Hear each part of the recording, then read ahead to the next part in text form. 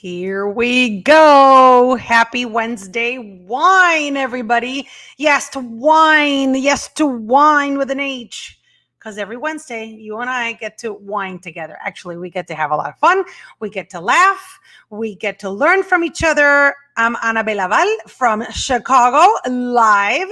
And I want to see who's joining us today. Today, I need you more than ever, because I have a lot to discuss and I need to bounce it off of you guys. Absolutely. I'm going to keep my glasses on, and I know there's a glare and it's kind of annoying, but I want to read your comments and I have a bunch of things to catch up on. What a week, huh?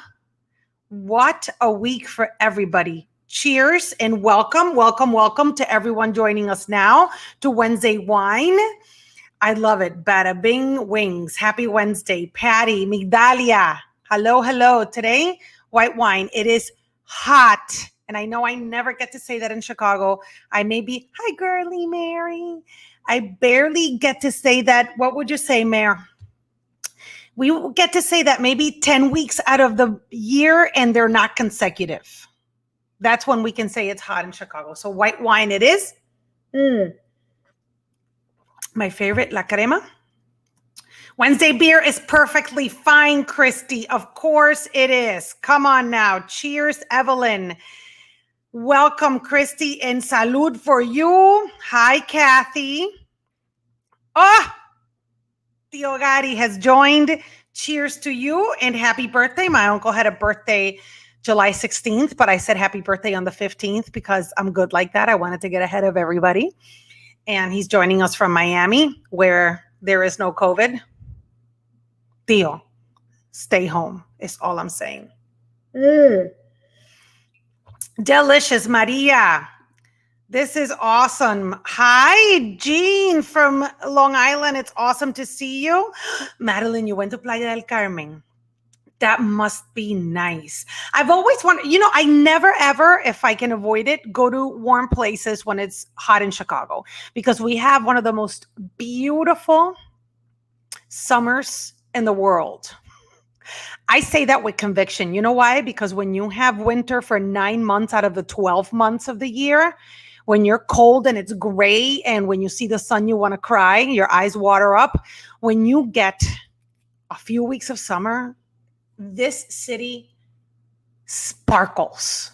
And if you've never been to Chicago, I encourage you to come in the summer. You have, como dicen en Puerto Rico, a ti no se te perdió nada aquí en el invierno. No one needs to look here for anything in the wintertime. I would say from December to May. Don't come in the summer. It's gorgeous. We have beautiful architecture. I don't know if any of you know that our city burned down in the 19th century. I don't remember the year of the fire, but I'm sure everybody is going. 1871. El Americano knows because he's born and raised here. 1871 was an awful fire, and the whole city burned down. And that's why they call it the second city, because what we live in now is our second city. And they gave an opportunity to young architects who were trying new things. Burnham. Oh my gosh. I'm blanking out now. Mary's going to help me. Frank Lloyd Wright is from here. So, but especially in the Mies van der Rohe started his skyscraper here. And this is the home of the skyscraper. And so they took a chance on minimalistic looking buildings, on tall buildings. And so they created this gorgeous architectural gem that people rarely talk about. So there you go. See, Betsaida agrees with me. Chicago is gorgeous in the summer. I'm going to Miami in a few weeks. We'd rather go in the winter, but I need to visit my tia. Betsaida, the same reason I went to Puerto Rico in June, because I have to go see family. Summers are truly the best. Yes, Jackie, it is. Nena, una pregunta, where did you get my frames? Custom Eyes in River North, Angelita. They have a few locations, but these are from Custom Eyes in River North on State Street. The guys there are great. And this brand is Interval Anne and Valentine, and they're French. Look how cool the legs are. Isn't that neat? They're my new transition glasses. Yes, indeed. Thank you, thank you, thank you. So, Lisa, Cheers. I need to talk to you about our friends from Lincoln Square sending us some wine. That would be great. Madeline, what do you have for me that you're going to send me?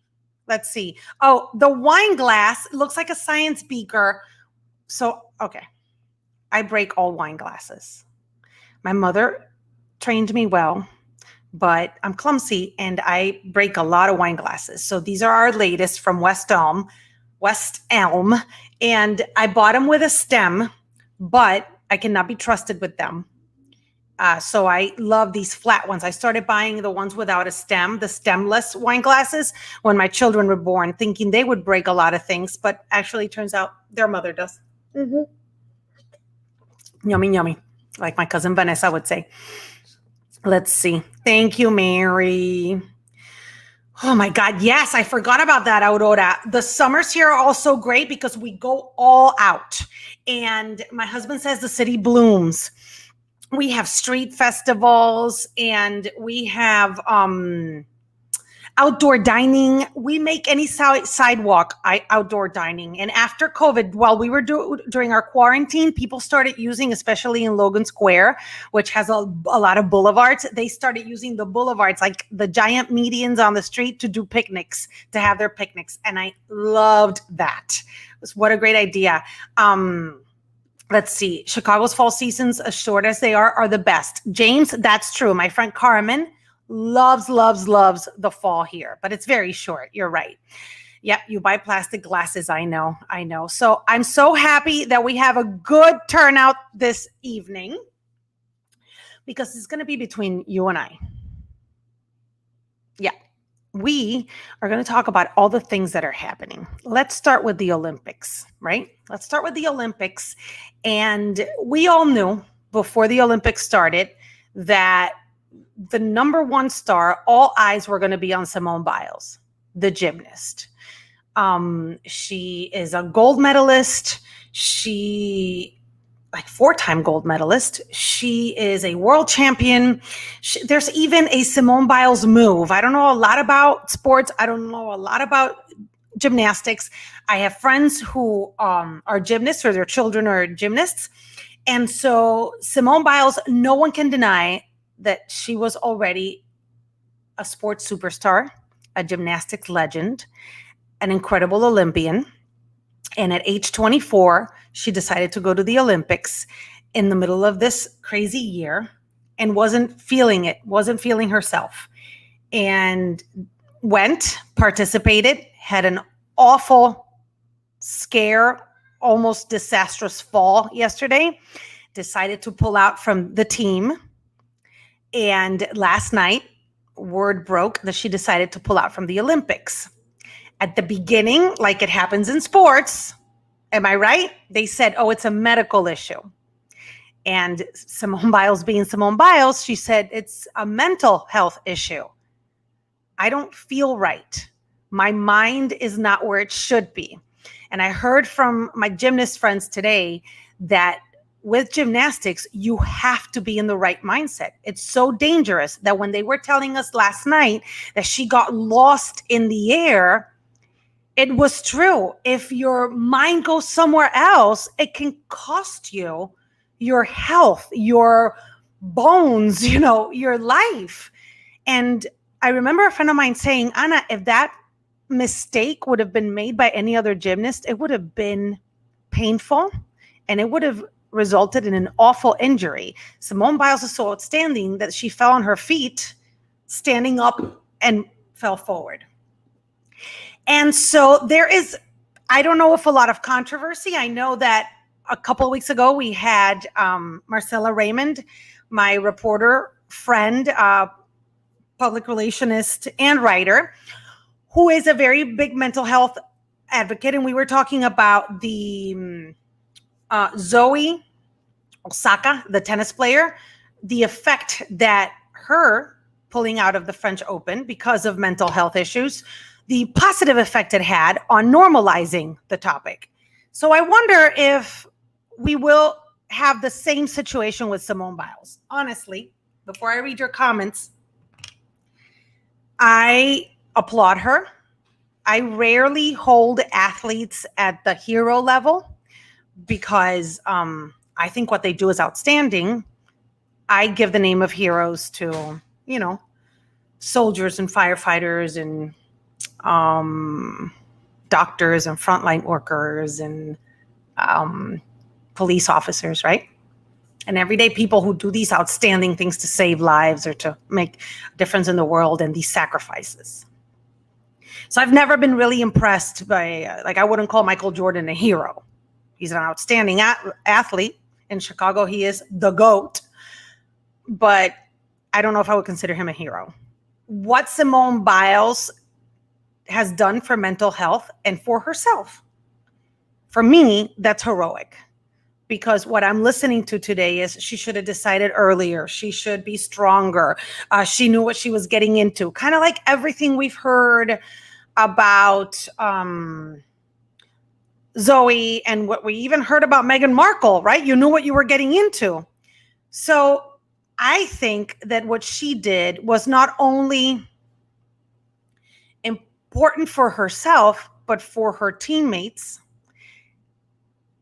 because they could focus on them being well and not have to worry about her. And it's been important for all of those people, and I include myself in there, who believe that mental health should be in the forefront of our conversations and can affect you and does affect you physically, right? So I love it. But what do you think? What do you think? I know a lot of people are saying she should have decided earlier. She knew that she wasn't doing great, and maybe she should have left the spot for somebody else. I don't know if you would have done that if you were at the top of your game, at the top of your sport. But I want to know what you think. Do you think that it is indeed heroic? So let's see. Let's see. What do you have here? I'm going to look up. Let's see. She's royalty in the gymnastics world. I'm so proud of you. Here we go. If your head isn't there, it can be dangerous. I broke all my toes, and after that, it was scary for a while because the injury caused me to hesitate. You know, Rona, and it was your injury in gymnastics, I'm assuming it was. And I think this probably happens to athletes. And the ones that are in their perfect mental health can maybe jump back a little faster. But add to that the quarantine period, the fact that Simone is 24 and was already telling people, I'm feeling my age. I heard a soundbite from her. I'm feeling my age. My body hurts when I get up. And the one that I was shocked by was, I worry and I'm scared more often than I used to be. Before I was fearless, and I'm not anymore. And that's hard to deal with. I love this, Tiffany. What a wonderful role model she can be, and an advocate for mental health all around. I love this. Andy, very responsible of her, and a great message to aspiring Olympians, especially in that sport. In gymnastics for sure, I remember at one point Michael Phelps, and it was probably after the Olympics, battled mental health issues too, and has spoken very publicly about it, and has a foundation about it too, to deal with the subject. Let's see, a perfect example of taking care of your mental health. I feel for her, but I so get it. Let's see, Brown and Russell. It's not just gymnastics, it's sports. It's being an athlete. It's also being a person who deals with not being wired like most. I would like people who are normal to talk about their mental health. Absolutely. And that's something, Browning, that we've been talking about here a lot, because their mental health runs the gamut, right? And there are people who have severe anxiety, and then there are people like me who suffer from bouts of anxiety. There are manic depressive people, and then there are depressive people. And from there on, you can go into the more serious mental health issues. But I think at this point, everyone has them to a certain degree. You may be sad, but that sadness may last for even longer and turn into a depression. So I'm not an expert about it, but I think I like what you're saying. I think normal people should talk about their mental health. And a lot of people, and here's the thing, Browning, that I think people think about athletes. They don't think they're normal. They think they're superheroes. They're above the rest of us. And I think to be that outstanding in a sport, like you say, you have to be wired differently. And one point that my husband brought up the other day, last night when we were talking about it, is during the quarantine, all these athletes were dealing and struggling with downtime, nothing to do. And these are people who are constantly working at their craft, at their sport, right? To master it, to improve, to get to the Olympics, to get to the world champions, the world championships. So when they're faced with this downtime, and I remember there was a documentary on Simone Biles saying, I didn't know what to do. I became depressed. All I wanted to do was eat, stay home in my couch, and I had to be pushed to go back to the gym. The gyms were closed. The competitions weren't happening. And then they could sit and wonder, what did I do with my life? What has transpired in all these years? Simone Biles has also been a victim of Dr. Larry Nassar, and she continued pursuing the sport and said that she was going to show the world that you could survive that. So there was a lot of pressure on this woman, who then figured out that at 24 was feeling ancient and people were calling her old for her sport. So yeah, I think that downtime, because they're wired differently, all of a sudden was like, what is this? They probably had existential questions, right?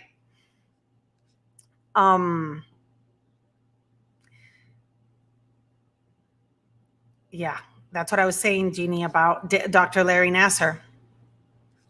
Let's see this, Isabel. Did you see the miniseries Golden on Peacock? Michaela Skinner actually mentions how once she was competing in an NCAA tournament and a girl who was competing did a vault and got injured and was carried away. After the meet, she asked how the girl was and the girl had died. I don't know if your mother did this to you guys, but my mother never wanted me to do gymnastics because there was always a story of the unfortunate accident of somebody who went to train in Florida. I'm from Puerto Rico, so the high-level gymnasts like here would end up in Florida training with I don't know who. And there was always a story. Esa muchacha se cayó y se partió el cuello. That girl came back in a wheelchair because she broke a vertebrae. That girl couldn't do anything else because she needed back surgery. So I always grew up afraid of the sport. And one of my best friends, JC Walsh, is a gymnast, a former gymnast, and her daughters took up gymnastics. And every time I go to those meets, I don't think they should invite me anymore. Because every time someone falls, I'm like, and every time my girls twirl or tumble or are on that beam, I'm worse than their mother. So yes, it's a very, very dangerous sport. Aurora, can you imagine the stress and pressure she's under and not having the family and friends there to support? I wish there was more empathy and less criticism. That is another point, Aurora, that I was thinking about. A lot of these guys were counting on family, spouse, kids support to be there. And because of COVID, it didn't happen. It's not even happening in the right year and they're still calling it 2020. Is this like when you celebrate your 40th plus one? They're calling it Olympics 2020. So I can totally see that, missing that. She has a boyfriend she misses, her mom, her sister, her dad.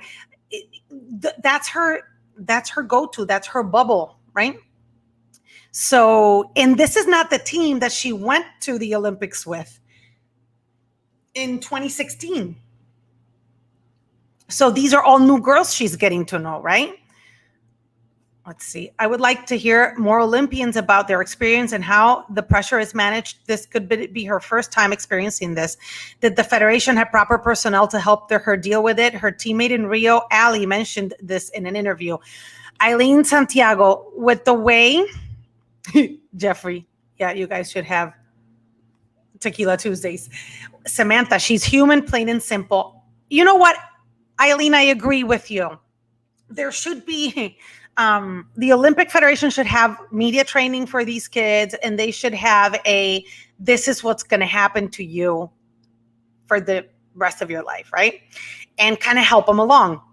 I don't know if they do. The IOC is not the most clean organization. And so I don't know how worried they are about the mental well-being of these kids and these adults. I almost compare it with, I don't know if you watched the Friends reunion, but they were talking about how they had a meeting of all of them together, and the creator explained to them, if this is a hit, this is the last time you guys are going to be anonymous, and how they always go back to each other because they're the only people that can understand what they went through, what that level of losing your anonymity meant, right? So I find that really, really interesting. Jose, heroic indeed. Could she have made a decision earlier? Sure. But like many of us that deal with mental health issues, at times we think we can suck it up or even think we have to. Jose, great point. I love this point because a lot of people are saying it was unfair to her teammates. It's also unfair to the girls who had to stay home because she qualified and they didn't. I understand, but I guarantee you that she felt the pressure to take the team to the Olympics. I understand that she felt the pressure to prove her critics right and prove her detractors wrong, right? And probably a competition with herself. And if she is receiving mental health help, then she's like, I'm doing therapy. I can totally conquer this. This is going to be fine. You know? Where is this? Mary, just ask the men's basketball team. They can't win a game until today against mediocre teams. I bet it's because they don't have their bubble. Mary, completely right. Completely. You know, I hadn't thought of that, but you're right. They miss their bubble, and these are some of the best players in the world, and they can't figure it out. And, you know, we find it endearing and sweet and nice when we see the Uber commercial with the swimmers from synchronized swimming who rented a house with a in-ground pool so they could practice. And that girl from Alaska, the one who just won the gold medal, who practiced in like a 25-meter pool. Granted, there wasn't an Olympic pool in Alaska, but these guys had to adjust their training and sometimes be home where they haven't lived in forever. And like, I think I was telling somebody this today, they had to realize, do my parents get along? Like, wait, I have to share a bathroom with my brother. You know, all those things, the normal life gets to them because they're elite athletes. So yeah, I think that's why they are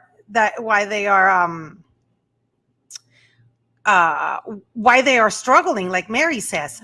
Lisa, I hope this doesn't negatively affect her for future Olympics because she can certainly get the help she needs, and it will be post-COVID when she has her support bubble. So many things can change to her benefit. I'm sad for her, but glad she's taking care of herself. That's another thing, Lisa. This is not the end of her career. Doesn't have to be. Doesn't have to be, especially if she finds the help, or if she's already receiving the help. She could go back to nationals and world competitions, and maybe, you know, I don't know what the cutoff age is for the Olympics, although there are Olympians in their 30s. But for her sport, I mean, I really, really hope that it works for her because she has a lot to give still. Rona Maurice, I'm sure she felt the pressure to stay at the team. She didn't take a spot from anyone. They picked her. Gymnastics is subjective, not solely based on numbers. Didn't know that, Rona. You're giving me a lot of great information today. Here we go. Suzanne Ewing. Body shaming too. Maybe she's feeling old and she's beautiful, but as the mom of daughters who have had eating disorders and myself as a teenager, people say mean things. Let's bring something up, Suzanne, with that. They are not only getting it from coaches who can be very mean, and in gymnastics, even worse, maybe mean teammates, but the advenement of social media has only hurt them. Anyone in the public eye, especially athletes, entertainers, actors, politicians, I don't know if they're deserving or not, but in terms of body image, right? And then she has to deal with the fact that, like I said, reporters, journalists, media talking heads are repeating for her age. She's the oldest. That's a grind. But then you have to get Joe Schmo from Paducah who tells you, why are you're old and your thighs are too big, or whoever else from New York who decides to write that, you are looking thicker since COVID. And for women is even worse than for men. I guarantee you that. So look at what it's a Nordic country. The Norway team had to go through because they did not want to wear the butt-bearing bathing suits to play beach volleyball because they wanted to wear shorts. And they were going to fine them. So there you go, the IOC being fantastic. And then people are ridiculing them. No, you're an athlete. You know what you're going to be comfortable in to perform your best. So just imagine that.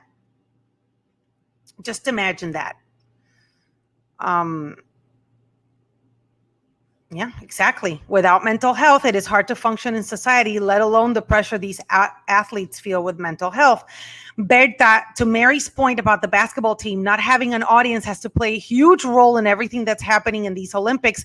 Athletes feed off the live audience. The energy of an Olympic competition has no equal. And I don't know if as viewers, Jefa, I call her Jefa because she was my first boss.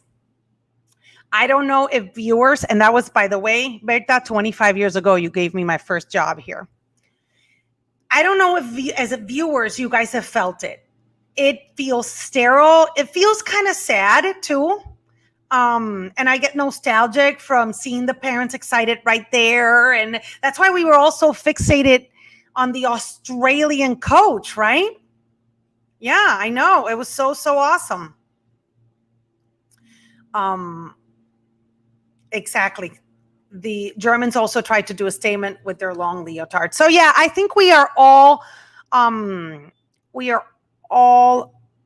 agreeing that what she did for herself and for mental health was heroic. So kudos to our dear Simone Biles, and we are 100% supporting her and hoping she can make it back to the sport. And if she doesn't want to, it's her life. It's her business, like Tabitha Brown says. I want to move on to the more frivolous. Oh, and you know what? I had to share with you this of what Simone Biles, before I finish, put mental health first, because if you don't, then you're not going to enjoy your sport. It's okay sometimes to sit out the big competitions to focus on yourself. So, and I have another one where she talks about her honesty. Let me find it for you, because I really appreciated this one. I have to put my pride aside. I have to do what is right for me. And you can read the rest because I can't see it. Let me go over here. Okay. I have to do what's right for me and focus on my mental health and not jeopardize my health and well-being. That's why I decided to take a step back. And as I said, we are here for it. Absolutely. All right, people. I'm going to go from the sublime to the ridiculous, as my mother would say, because we have confirmation that Bennifer 2.0 is a thing. She published this. Happy birthday, J-Lo, on her 52nd birthday. As in, I don't give 52 you-know-whats what you think about me being back with Ben Affleck after being single for 12 hours. Jennifer Lopez and Ben Affleck, they're back. They're back together. They dated for years and gave us some great pictures. And now they're back, and she doesn't know, just doesn't care who knows it. I want to hear from you, because no one should care, but we care. No one should care, but I care. I love them together, JC says. Okay, JC, but how long do you give this? And who cares? Honestly, she's having fun. It's her birthday, whatever. Look at this. Hopefully we learn from the past. Let's hope so. Let's hope so. Look, Janet, great news. Damaris, Damaris. Ay, mira, la jefa. Calladita me veo más bonita. I got you. I feel you. Here's my thing. Call me conservative.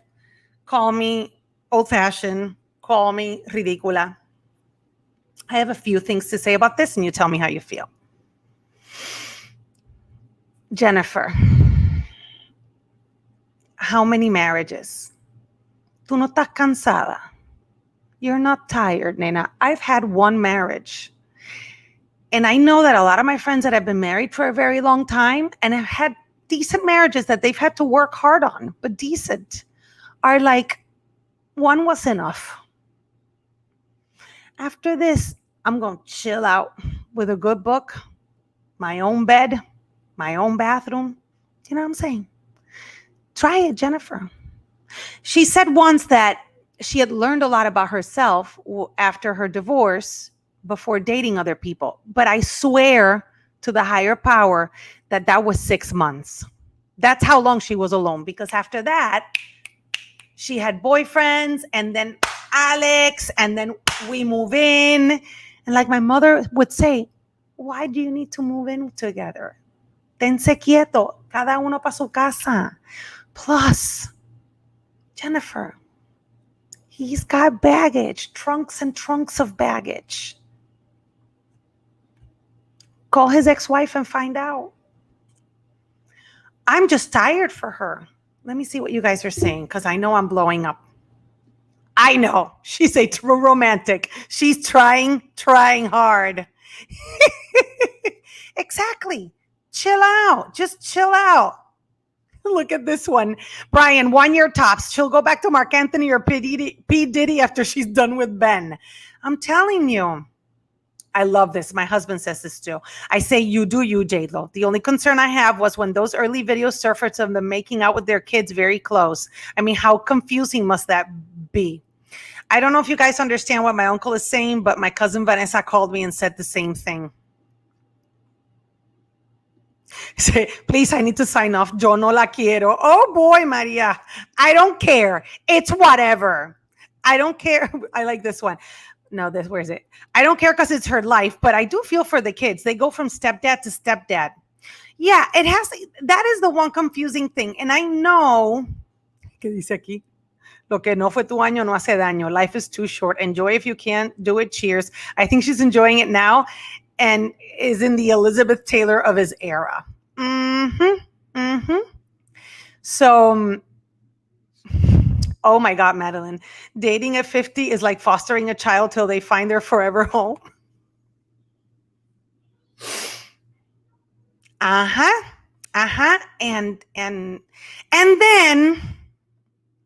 then this aquí. We break up with our exes for a reason, but I also think the media was like in their face and it just became too much.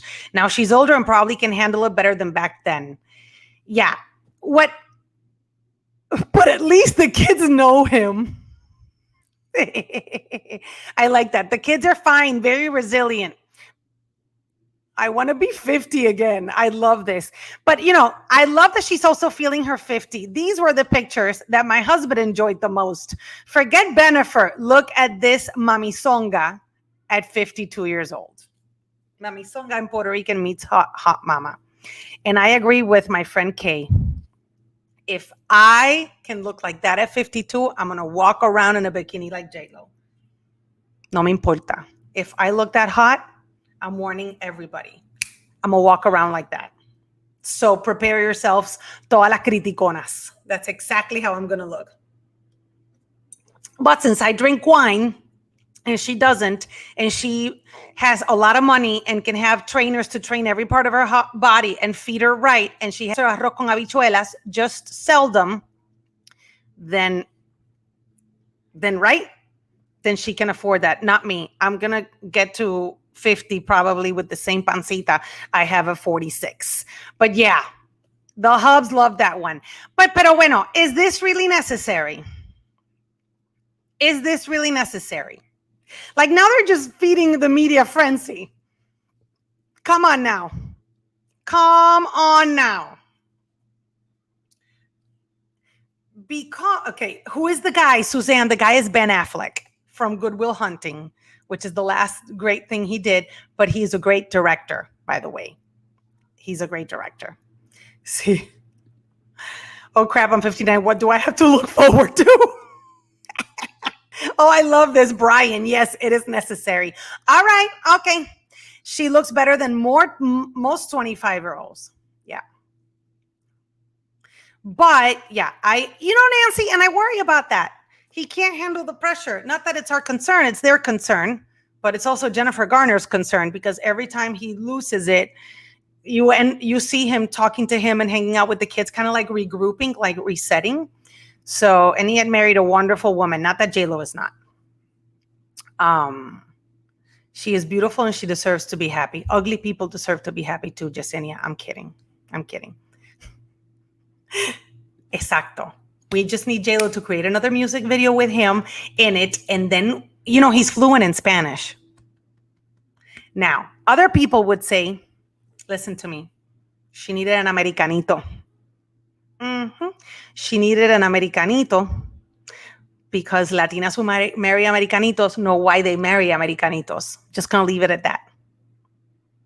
Okay? Just leaving it there. For those of us married with nice Americanitos, I'm just saying, and dated a lot of Latinos, just saying. I don't want to make it racial and stuff, but whatever. I love this. Let's see. Enjoy life. I understand her at our age. We just don't care. We live. My mom says that my mom says that after you turn 60, you just don't care what people think anymore. Oh my God.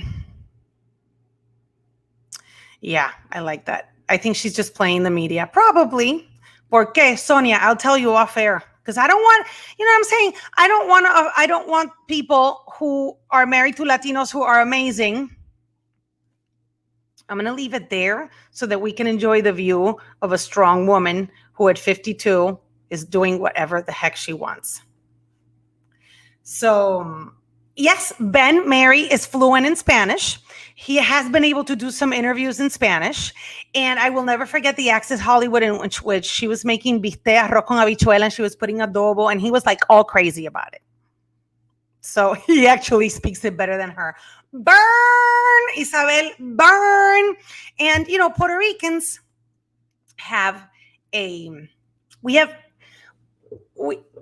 and Marc Anthony are like a touchy subject.